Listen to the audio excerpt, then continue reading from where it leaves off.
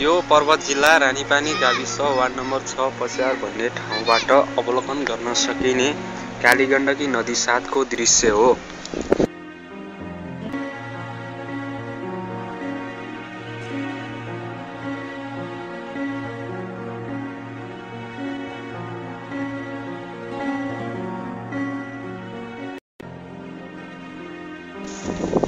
यसै रानीपानी 6 पस्यार निवासी बलबहादुर परिवारको एउटै परिवारमा 5 वटा अपाङ्ग रहेका छन्। उनीहरूको खुट्टा नचल्ने र हिँडुल गर्न नसक्ने भएकोले बलबहादुर परिवारले निकै शास्ति खेप्नु परेको छ।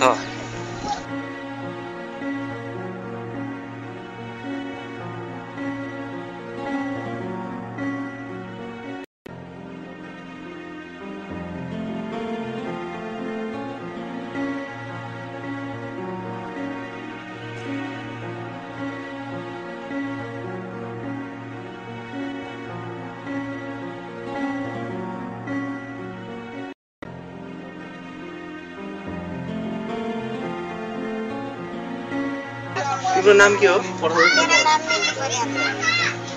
तिमी कति वर्षको भयौ? 5 वर्षको भयो।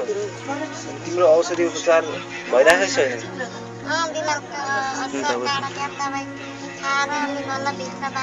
तिम्रो स्याहार सुसार कसले गर्नुहुन्छ? तिम्रो नाम के हो? अन्त परियार। तिमी के बिरामी छौ कि छैन? हुन्छ कति समय बिरामी हुन्छ तिमी? बिरामी भइरहेको छौ तिमी? औषधि खान पाउँछौ नि? तिम्रो नाम के हो? परियार। तिम्रो नाम के हो? परियार हो। बलबहादुर परियार।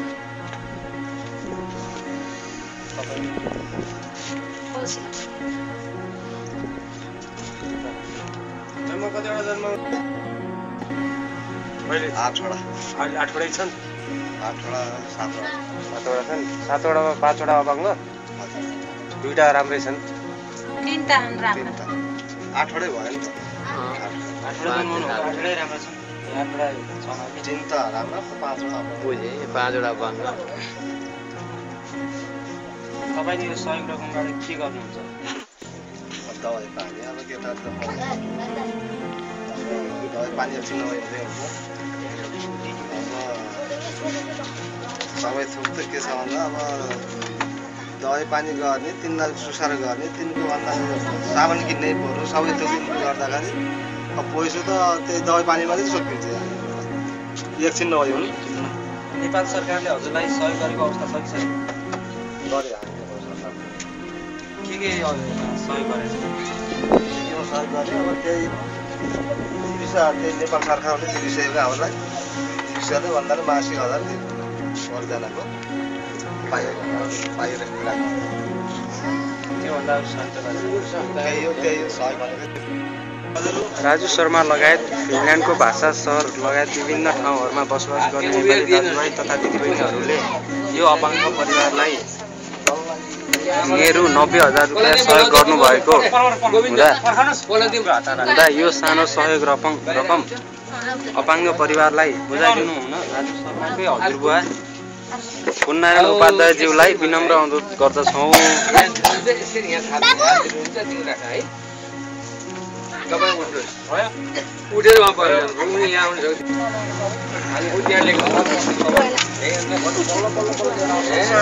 जुलाई दिनुहुन्छ?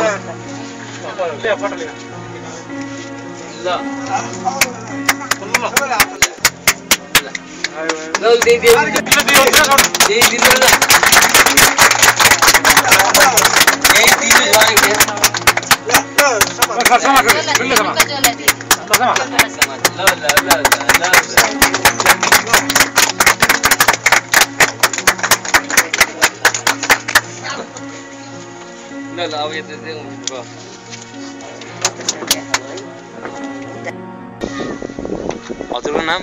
बलबहादुर परियार। हजुरले यो सहयोग गरेको बापत के भन्न खोज्नुहुन्छ? सहयोग गरेको बापत भन्नाले फिनल्यान्डमा बस्ने राजु सहितका भन्नाले नेपाली दाजुभाइ तपाईँहरूले भन्नाले मेरा बच्चाहरूको लागि भन्दा सहयोग गरेको हुनामा धेरै धेरै उहाँहरूलाई आशीर्वाद धन्यवाद दिँदै होइन सबैले प्रगति मैले गेपाङ गर्दै भन्नाले तपाईँहरूलाई सबैलाई धन्यवाद दिँदै अब छोरीहरूले पनि तपाईँहरूको लागि धन्यवाद दिँदै हुनुहुन्छ।